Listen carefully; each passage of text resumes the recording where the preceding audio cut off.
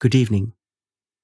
This is Sleep Chamber, the sleeping podcast. The words you're about to hear are not important. You can listen to them and you can drift away. You can zone out and you can pay attention. You can do what you please with this podcast. The most important thing to keep in mind is the words are not important.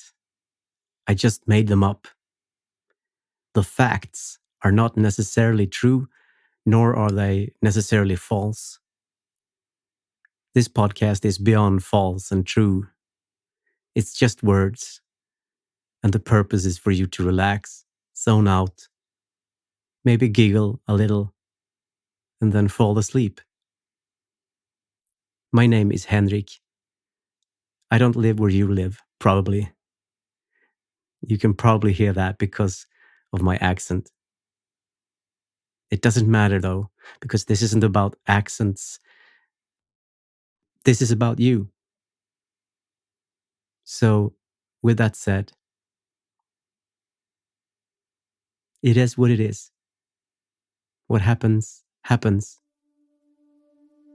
And as for now, there is nothing you can do.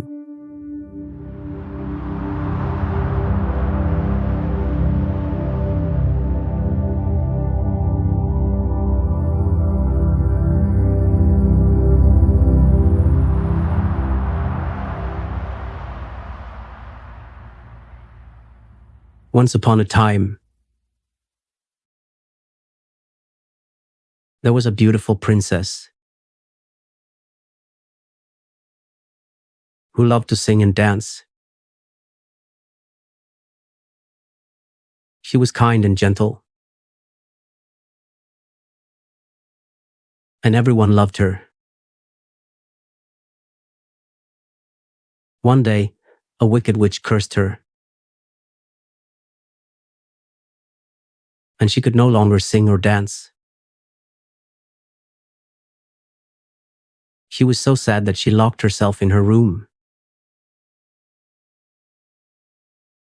and never came out again. But one day, a handsome prince came to her rescue. He broke the curse and they lived happily ever after. How many stories like this have you heard in your life? The prince saves the princess by killing the dragon and rescuing her from its lair. They fall in love, and they get married, and they have children, and they live happily ever after. But what happens after? This is the story about after, happily ever after. The princess decided to open a bakery after she realized how much she loved baking. She knew that she wanted to share her passion with others, and she thought that a bakery would be the perfect way to do that. She started out by making a few simple recipes, but she quickly began experimenting with different flavors and ingredients. Her bakery quickly became a favorite among the locals, and she eventually began selling her baked goods online. The princess is now known for her delicious and unique baked goods, and she continues to experiment with new recipes all the time. A cake is her favorite thing to bake because it is so versatile. She can make a cake for any occasion, and she can decorate it however she wants. The prince works in a coffee shop. He is a barista and makes coffee for customers. They bought 2 horses. The horses are named after the two monasteries, the monastery of St. John of the Argentinian and the monastery of the Argentinian of the Argentinians. Horses are prey animals and instinctively look to their leader for direction and guidance. And if the leader is acting erratically, the herd will follow his lead. That's why horses are often spooked by their owners' unpredictable movements. When a rider tugs on a rein, the horse will often want to pull away because he's being pulled off balance. And when a rider kicks the horse's sides, the horse may feel threatened and want to bolt. The best way to avoid spooking your horse is to be consistent with your commands and movements. A pair of horses are called a team, a pair, or a brace. The prince and princess built a stable for their horses. They also built a barn for their cows. The prince and princess hired some workers to help them build the stable and the barn. They also hired some farmers to help them take care of the animals. The prince and princess were very happy with their new farm. One day, the prince and princess went for a ride on their horses. They saw a group of farmers working in a field. The prince and princess asked the farmers if they could help them with their farm. The farmers agreed to help the prince and princess. They worked hard to help the prince and princess take care of their animals. The prince and princess were very happy with the help of the farmers. I don't know why this ended up as a fairy tale.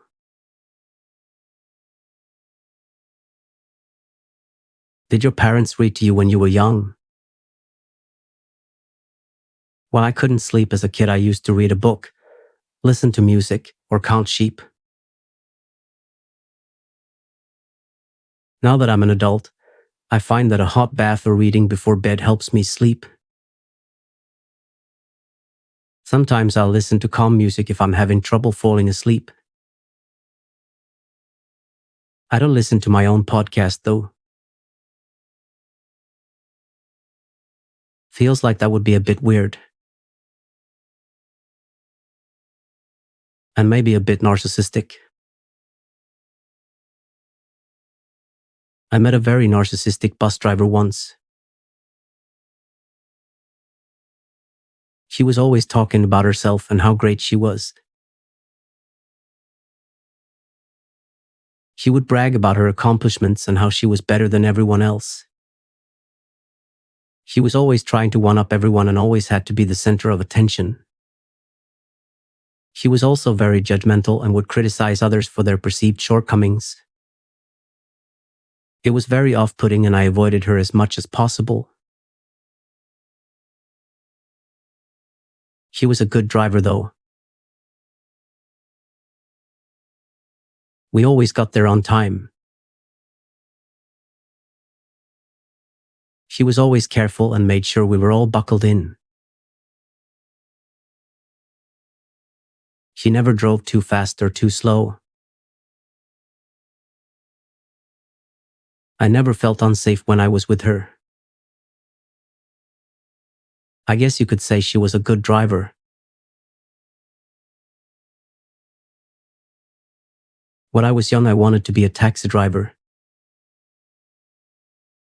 I thought it would be really cool to be able to drive around all day and meet new people.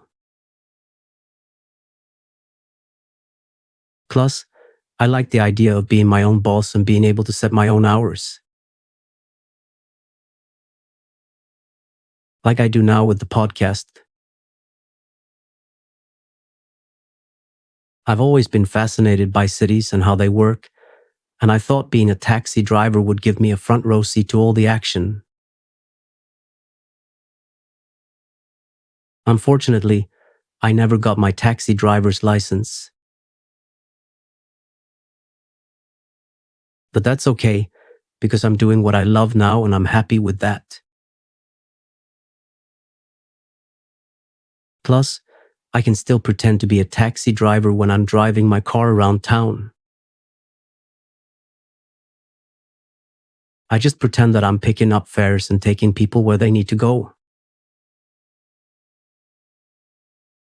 It's a lot of fun and it makes the time fly by. So, if you're ever in my city and you need a ride, just let me know. I'll be happy to pretend to be your taxi driver for the day. Maybe I should do a live podcast from a taxi. I wouldn't drive then, of course. That could be dangerous. It could be fun to do a podcast from a taxi though. It would be interesting to hear the stories of the people who drive taxis and to get their take on the city. Sometimes I think about all the stories people have to tell that I will never hear. It's a shame. I bet there are some interesting stories in the world of taxi driving. I'm not sure if anyone has done a podcast from a taxi before, but it could be fun to try. Who knows, maybe it would be a hit. If you're interested in trying this, be sure to find a taxi driver who is willing to cooperate and who is comfortable with being recorded. It's also important to make sure that you're not breaking any laws by recording in a taxi. Other than that, have fun and see what stories you can uncover.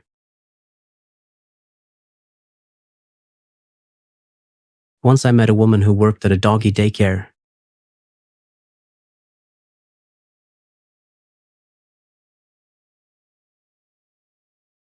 She was a little strange.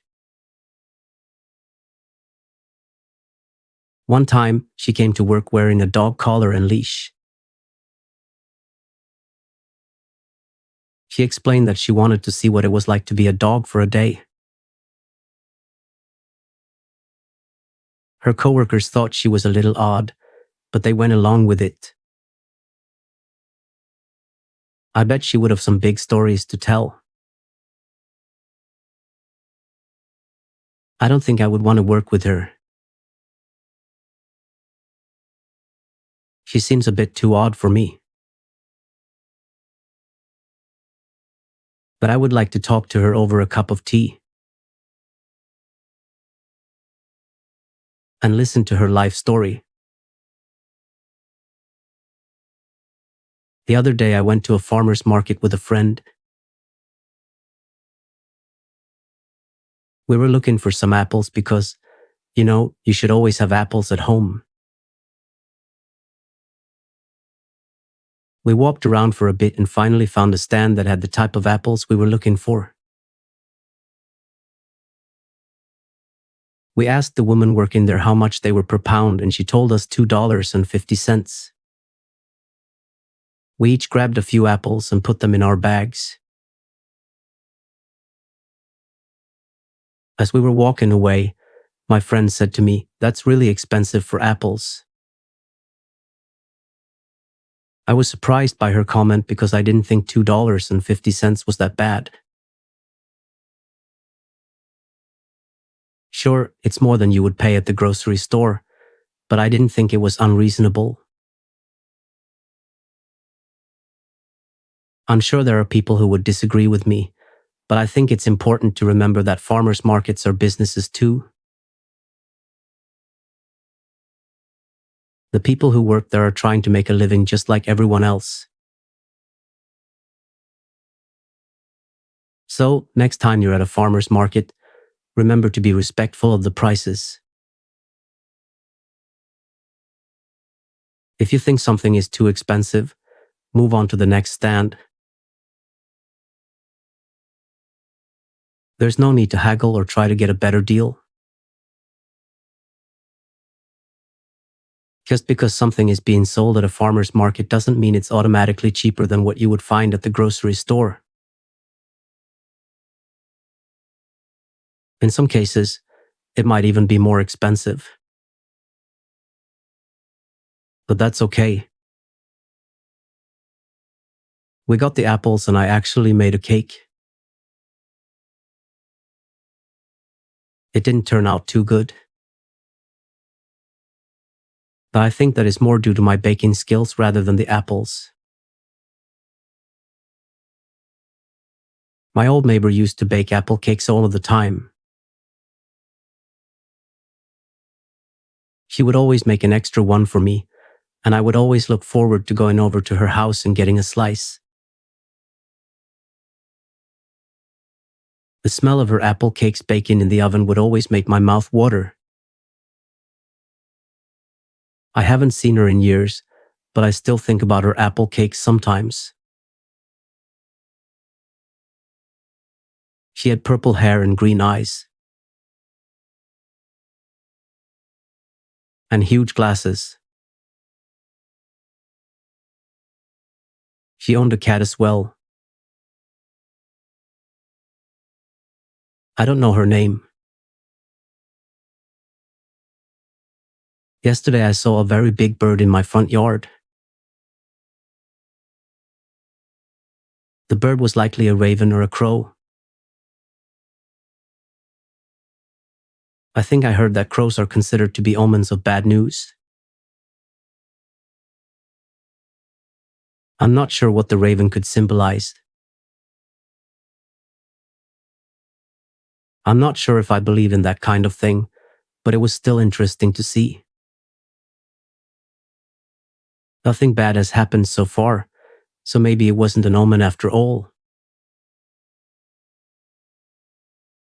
In any case, it was a very big bird. I was scared of big birds when I was a child. I'm not scared of them anymore, but I still don't like them. I don't think they're very cute. Cats are way cuter. I had a cat growing up, and I loved to see him run around the house. I also loved to watch him sleep. He would always find the most comfortable spot in the house and just curl up and fall asleep. It was always so peaceful to watch him sleep. He used to dream and meow in his sleep, and it was the cutest thing ever. His name was Simon, and he was the best cat ever. I remember my parents thought it was weird that I named him Simon, but I thought it was the perfect name for him. If I got a cat today, I would name him Simon Jr. SJ. I loved science when I was a kid. My favorite book was Abe Lincoln's Science Experiments. I would do all of the experiments in the book. I remember one in particular where I had to put a glass of water in the freezer overnight. The next morning, the water was still liquid. I was so confused. I thought for sure that the water would have frozen solid. But it turns out that water has a very high freezing point. So, if you put a glass of water in the freezer, it won't freeze, but if you leave it out, it will. I think that's pretty cool. I also loved learning about the solar system. I had a big poster of the solar system on my wall, and I would spend hours looking at it and learning about the planets. I even had a little model of the solar system that I would set up in my room. I was fascinated by space, and I still am today. I learned something new about space last week. A recent study has found that there is a strange bubble surrounding our solar system. Scientists aren't sure what causes this bubble, but they think it might be due to the sun's magnetic field. This is a fascinating discovery, and it could help us to better understand the sun and its effects on the space around us. I had no idea that there was a bubble surrounding our solar system. This is just one more example of how much we have yet to learn about the universe. I'm always amazed by how much there is to learn about space. There's always something new to discover. I find it fascinating that we can find out more about space every day, and yet there's still so much that we don't know. Sometimes I think about if there are aliens out there.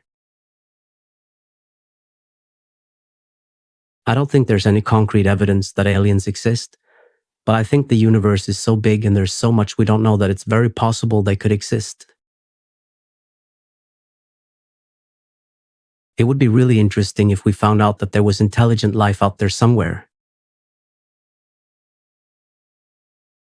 I don't know if I believe in extraterrestrial life, but I think it's definitely possible. Who knows, maybe one day we'll make contact with aliens. Or maybe they're already here and we just don't know it. That would be pretty crazy. I guess we'll just have to wait and see.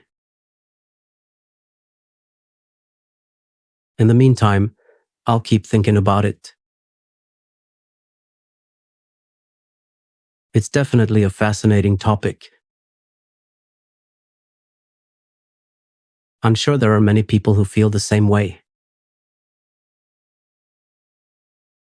Imagine several hundred years ago when we first started to study space and astronomy.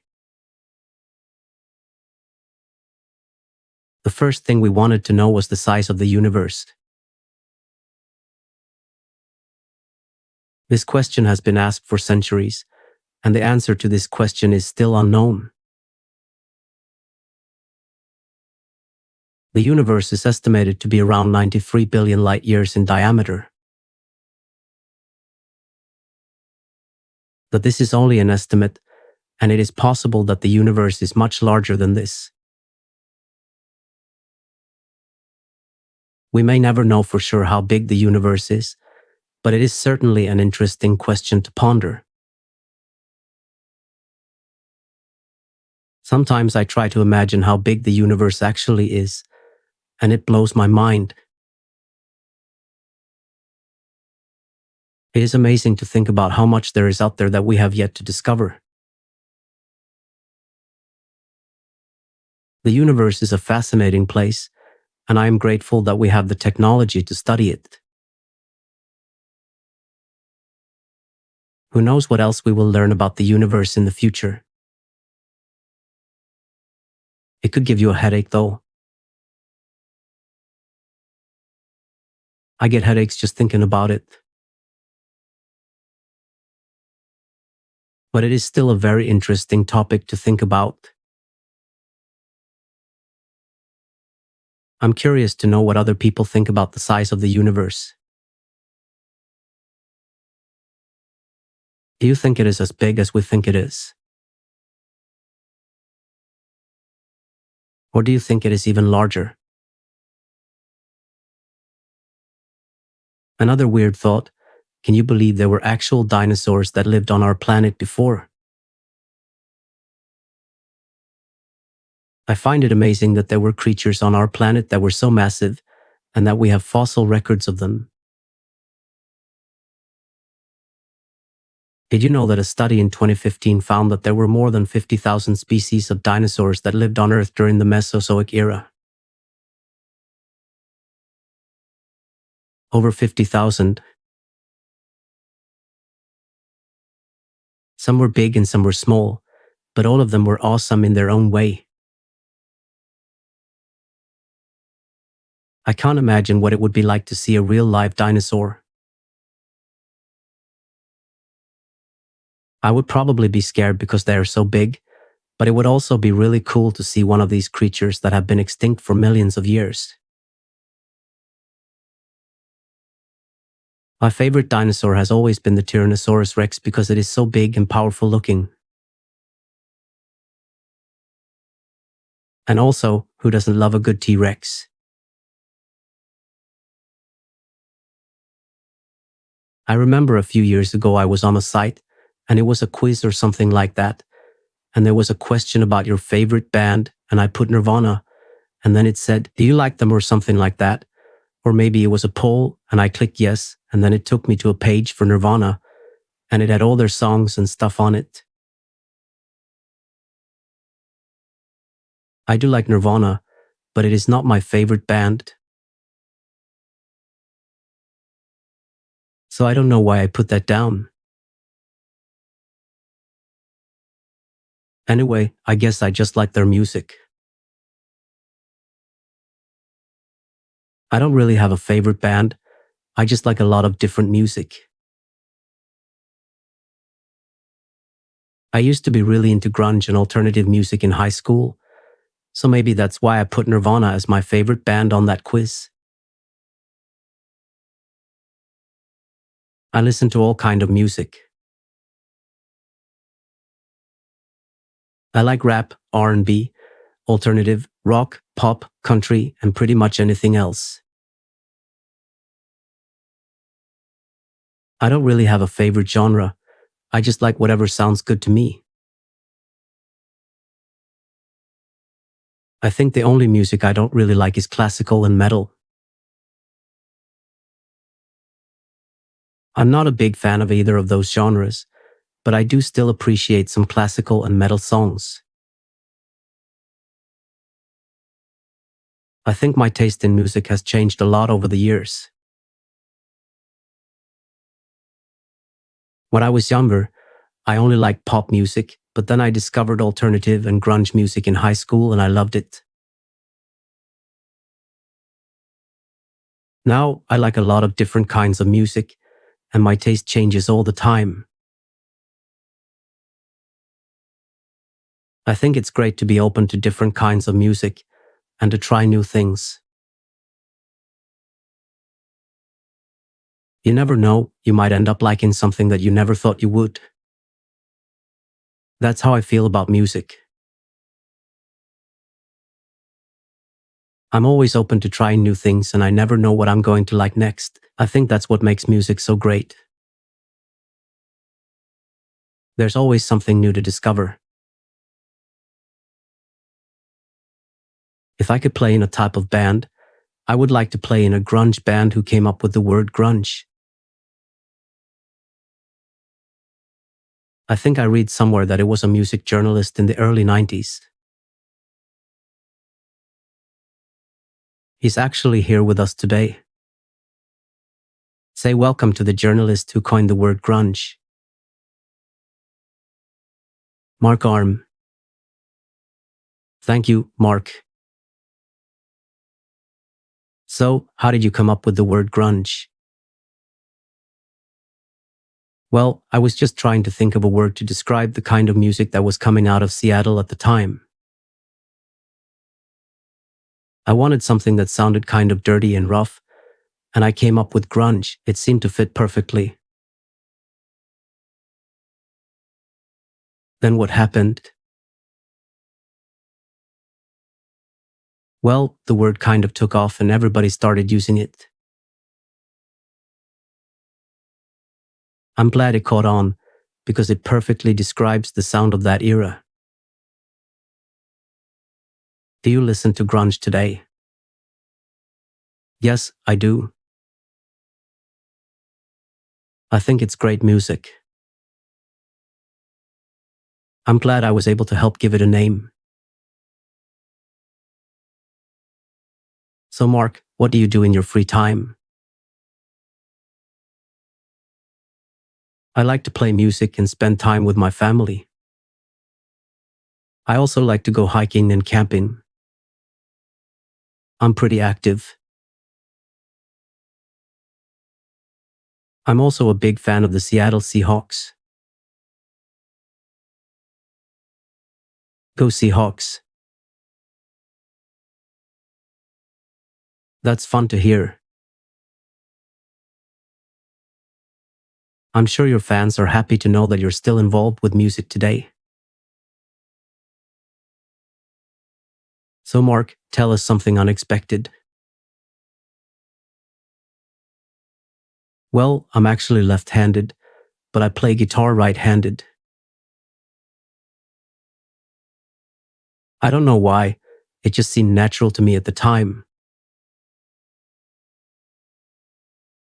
I'm sure it's made me a better guitar player in the long run. I also love to knit.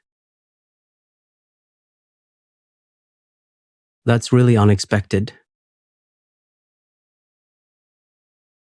I would never have guessed that you were left-handed or that you liked to knit. Yes, and I would also like to say that sometimes I like to listen to classical music when I'm working on my latest project. It helps me to focus and solve crosswords. That's really interesting. I'm sure your fans will be surprised to hear all of this. Thank you, Mark, for coming on the show. It's been great having you. Now it's time for our next guest, Zola, a toddler who has been on the road touring with her parents, the rock band, do.It, since she was 5 months old. She has a new book called Zola and the Tulip Fairy. Zola, welcome to the show. Hi. So, Zola, you have been on the road touring with your parents for a long time. You've been to a lot of different places. What's your favorite place you've been so far? I like Chicago. You like Chicago? What do you like about Chicago? I like the food. What's your favorite food in Chicago? I like the deep dish pizza. Oh, that's right. You love deep dish pizza. Yeah. So, Zola, tell us about your new book. It's about a tulip fairy. What happens in the book? The tulip fairy comes and she gives Zola a tulip. That's so sweet. And what does Zola do with the tulip? She gives it to her mom. That's very sweet. Yeah. So, Zola, what do you want to be when you grow up? A rock star. A rock star. Like your parents. Yeah. Well, we will definitely be looking out for your first album.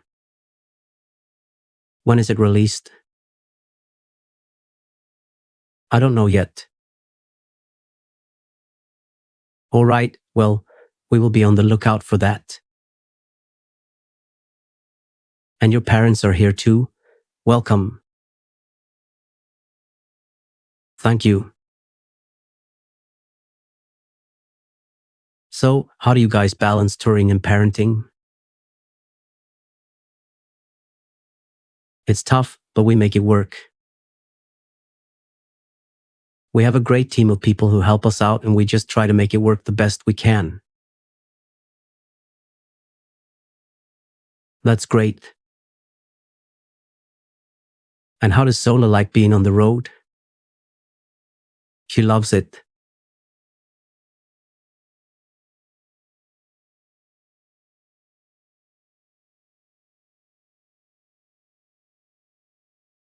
When you're on the road, do you live in a trailer? No, when we're on the road, we live in a van. We don't have a trailer. We used to have a trailer, but we don't anymore. We live in a van because it's easier to travel that way. We don't have to worry about finding a place to park a trailer, and we can go places that a trailer wouldn't be able to go. It's just easier for us to live in a van. We don't really like living in a trailer anyway. We much prefer living in a van. It's just more convenient for us. That is very rock star of you. Did you know that the greatest rock star in the world was called Gus Drum McStick? Hall played the drums in a band called the Drummers. They were a very popular band in the early decades. Gus was an amazing drummer and was known for his unique style and powerful drumming. He was also known for his outgoing personality and his love of life. He was always the life of the party and was always up for a good time. Gus always said that the best things in life are free. Of course, Gus could say that. He was filthy rich. He was the son of a wealthy oil tycoon and had inherited a huge fortune when his father died. Gus lived a life of luxury and had everything that money could buy. But despite all his money, Gus was a down-to-earth guy who loved music and loved to have fun. He was always generous with his money and was always helping out his friends. Once, he gave a homeless man $1,000 just because he was cold. And then there was the time when he bought a new car for his best friend just because he wanted to. You know, when you talk about rock star, you usually mean someone who is famous for their music. But I think Gus was a rock star in the true sense of the word. He was a kind, generous, and fun-loving guy who loved life and loved to help others. And that, I think, is what made him the greatest rock star in the world. Indeed. So there you have it. The greatest rock star in the world was called Gus Drum McStick. A man who was known for his unique style, outgoing personality, and love of life. A man who was always generous with his money and always up for a good time. A true rock star in every sense of the word. I always wanted to be a rock star. I wanted to be a rock star because I loved music and I loved being on stage. I love the idea of being able to travel the world and play my music for people. I also love the idea of being able to create my own music and have people enjoy it. Sadly, I never became a rock star.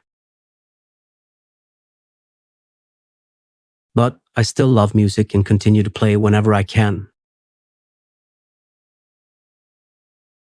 Who knows, maybe one day I'll still get to fulfill my dream of being a rock star. But for now, I'm just happy to enjoy music for what it is. When my cousin used to play cello, I would listen to her for hours.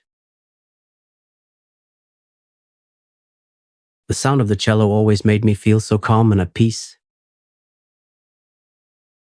And I would always be in awe of her talent. Every time I hear the cello now, it's a shame she doesn't play anymore. But I'm glad I got to experience her playing while she did.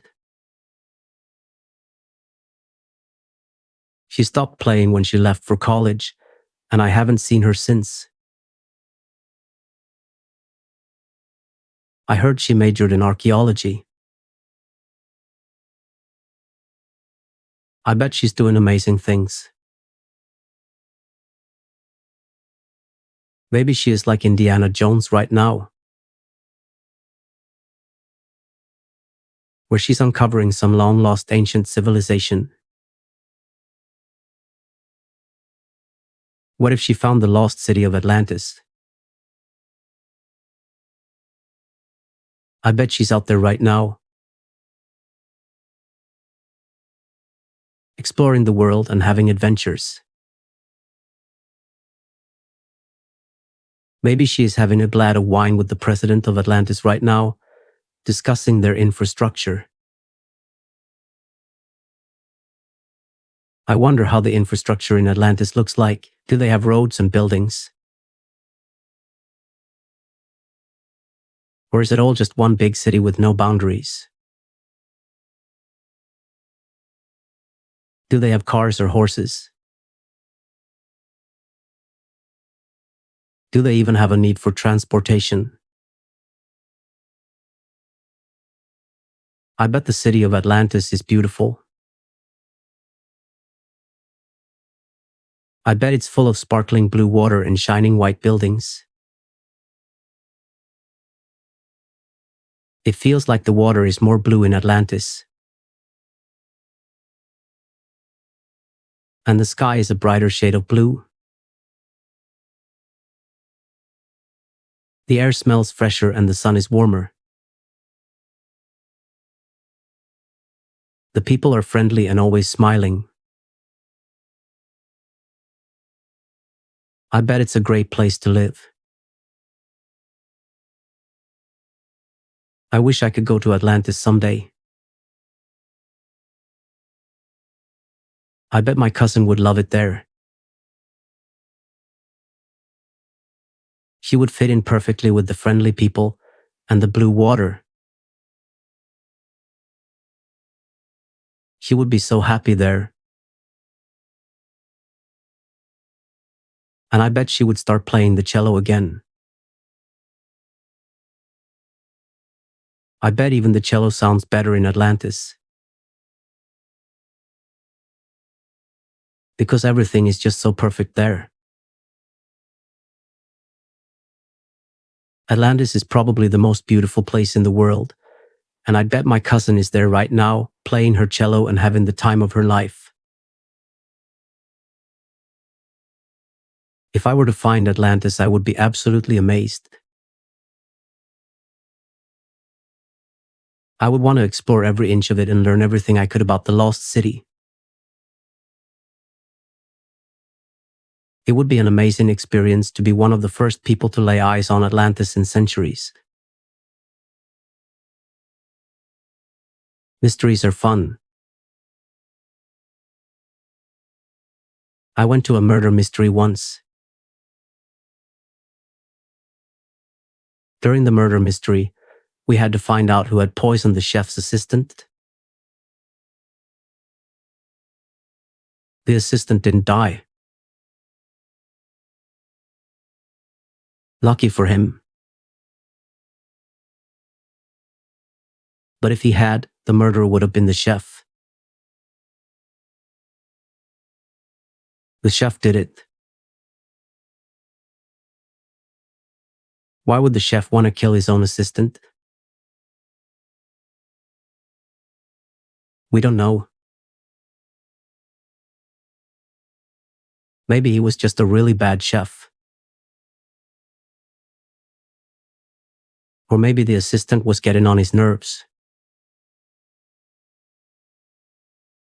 We figured it out by noticing that the chef was the only one with access to the assistant's food.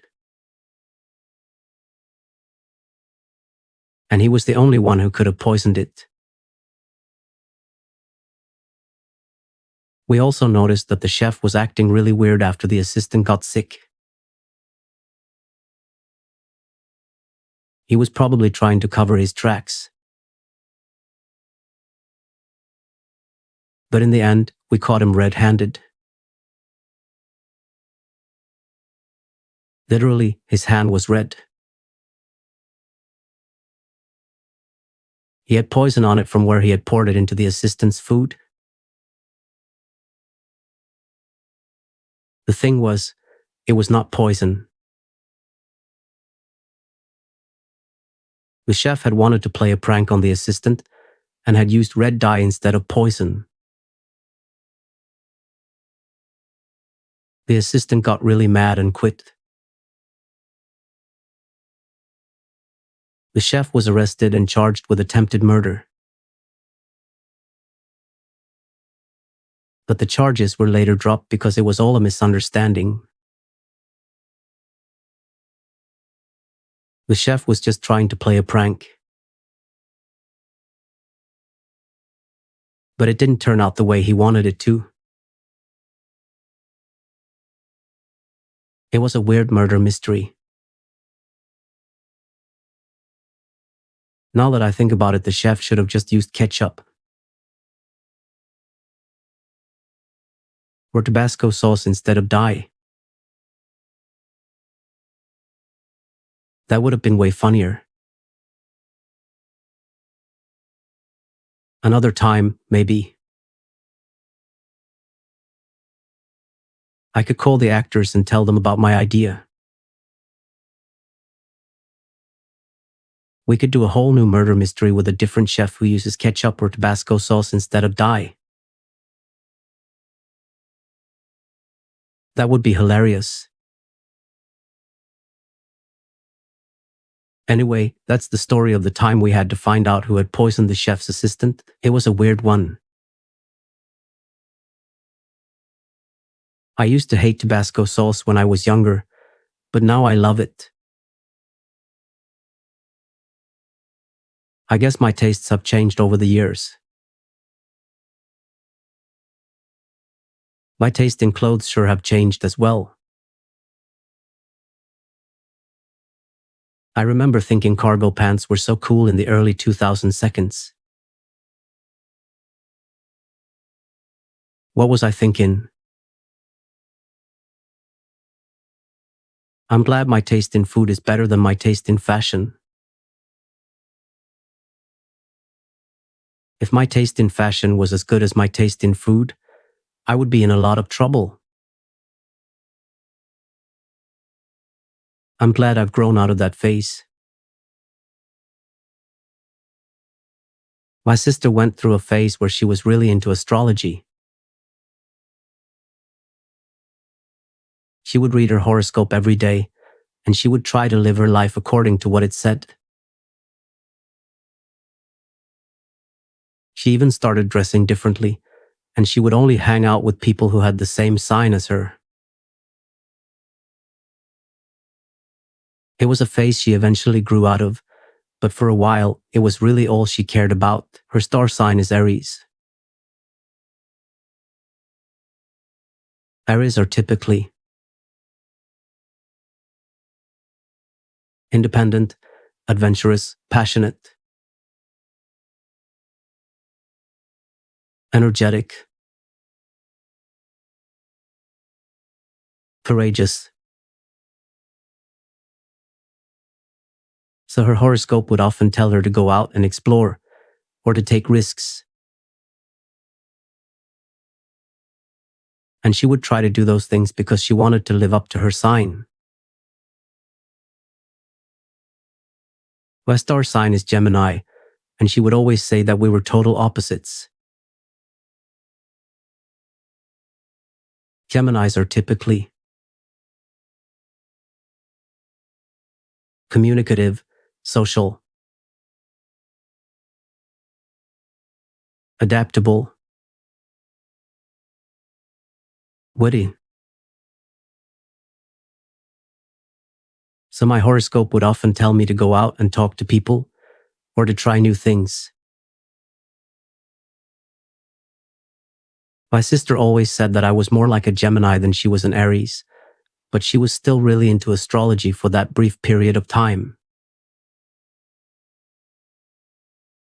I think she just got caught up in the idea of it all, and she wanted to believe that it could actually tell the future.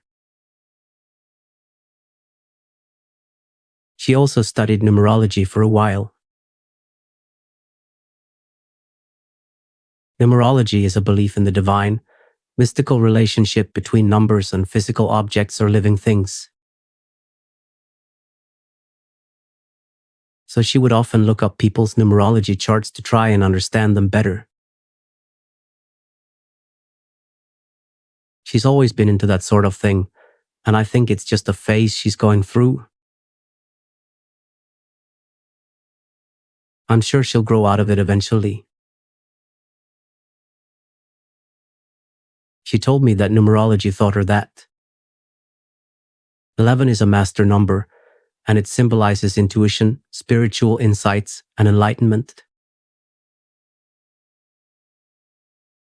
22 is a master number too, and it symbolizes the ability to manifest your dreams and desires into reality.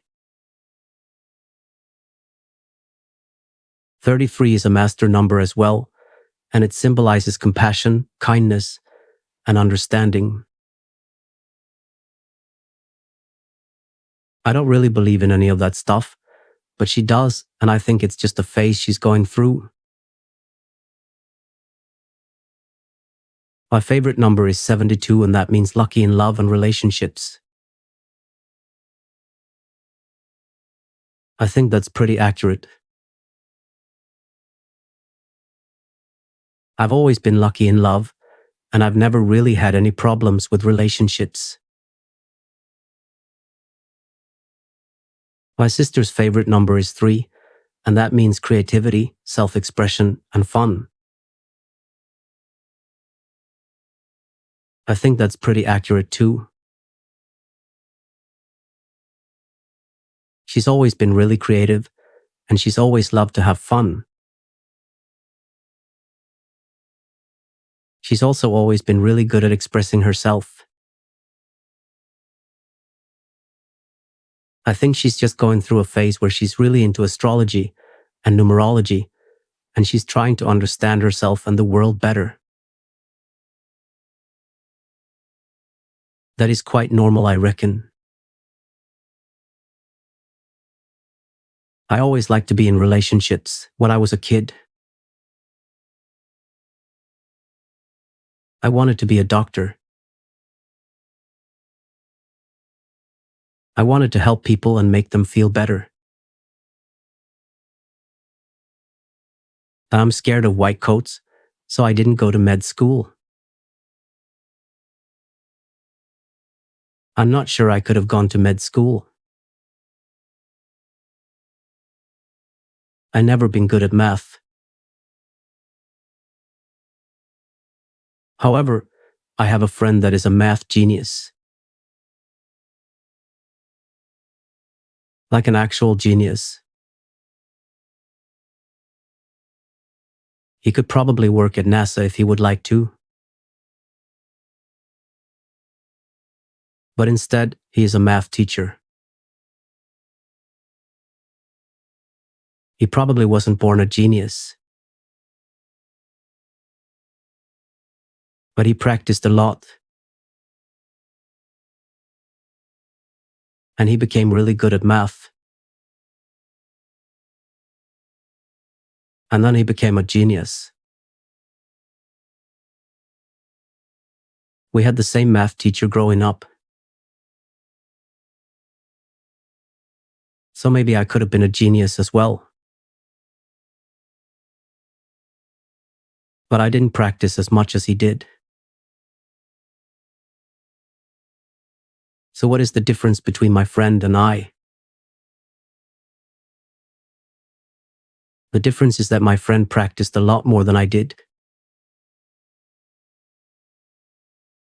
And because he practiced a lot, he became really good at math. And then he became a genius. I could also be a genius, but in something else. What if I studied horses and became a horse genius? I could talk to horses.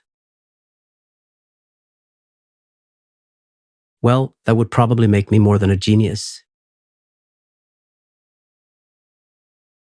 I would be a horse whisperer. People would write stories about the horse whisperer.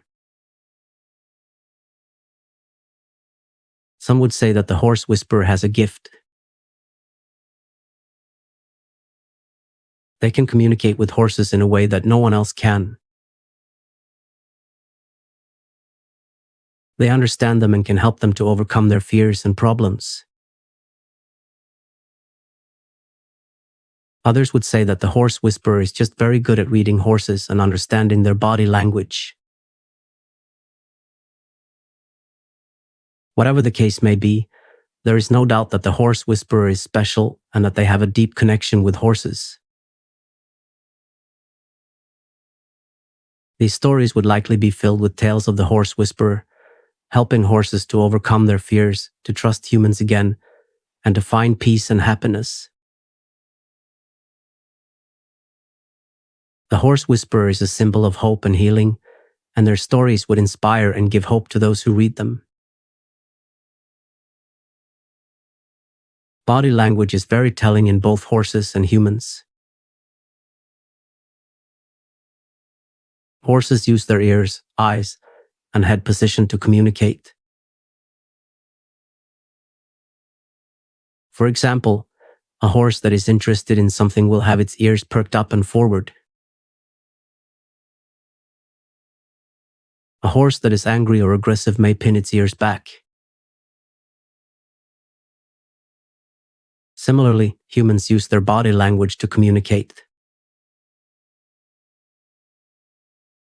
For example, someone who is interested in what someone else is saying will usually have good eye contact and be leaning forward. Someone who is angry or aggressive may have their arms crossed or may be gesturing aggressively. Body language can be very helpful in understanding what someone else is feeling or thinking. It can also be helpful in predicting what someone else may do.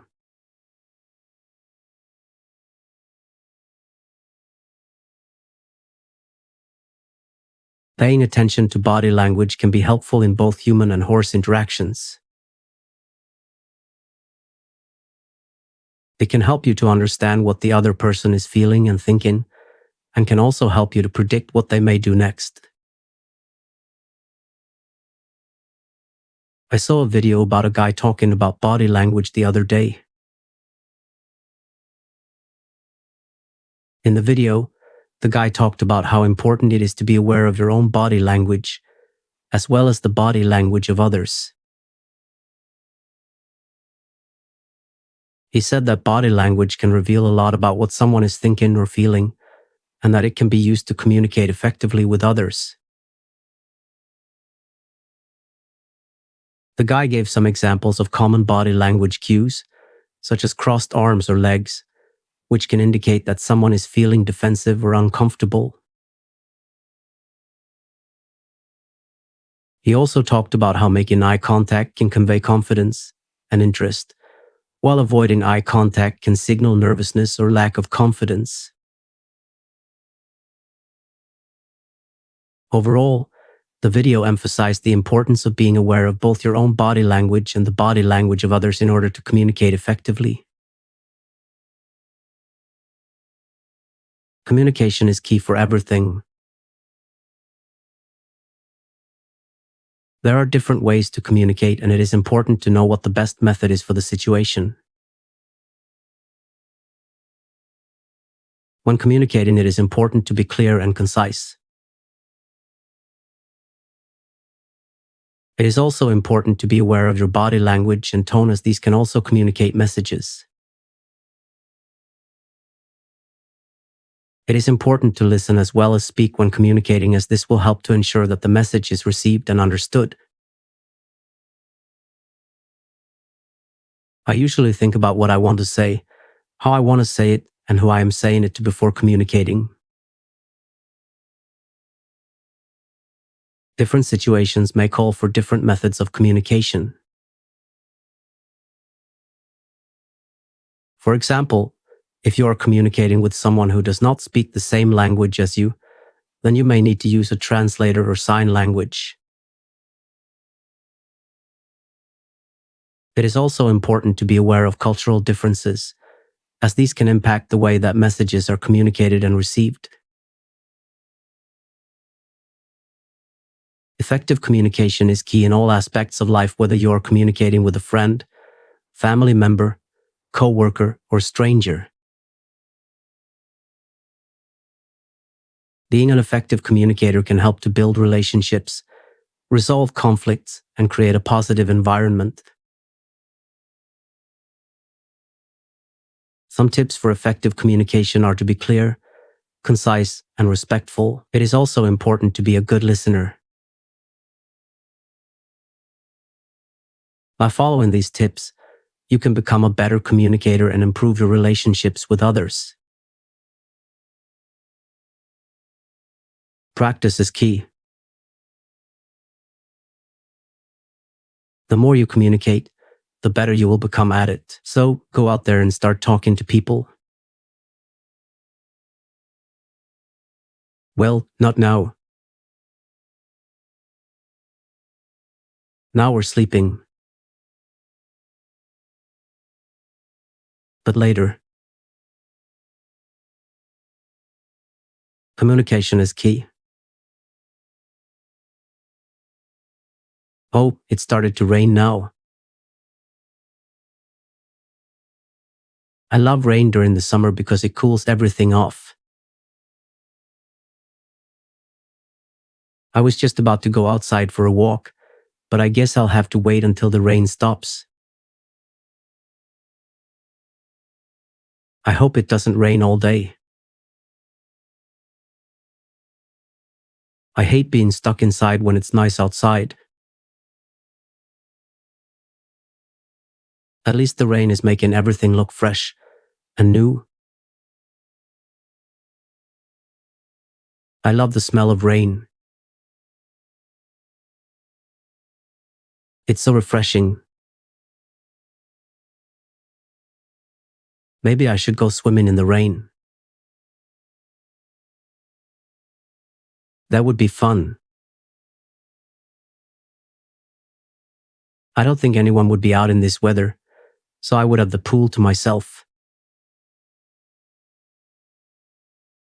That would be great. I think I'm going to go for it. I'll just put on my bathing suit and go for it. Or maybe it's going to be cold. I don't want to get sick. Maybe I should just wait for the rain to stop. Yeah, that's probably a better idea. I'll just wait inside until the rain stops. I can read a book or something while I'm waiting. That sounds like a good plan. I'll just wait for the rain to stop and then I'll go outside. I'm going to make something to eat. I'm getting hungry. My father used to make the best sandwich. He would put anything on it. I'm going to make a sandwich like my father used to make. I'll put anything on it. Let's see. I have peanut butter, jelly, cheese, ham, and bacon. I'm going to put all of them on my sandwich. It's going to be a big sandwich. I'll just put everything on the sandwich and see how it tastes. It's raining harder now. I hope it stops soon. Getting bored inside. All right, now it looks like the rain is stopping. It's nice to finally be able to get outside and enjoy the weather. I've been stuck inside all week because of the rain. Not all week. But it feels like it. The rain is good for the flowers as well.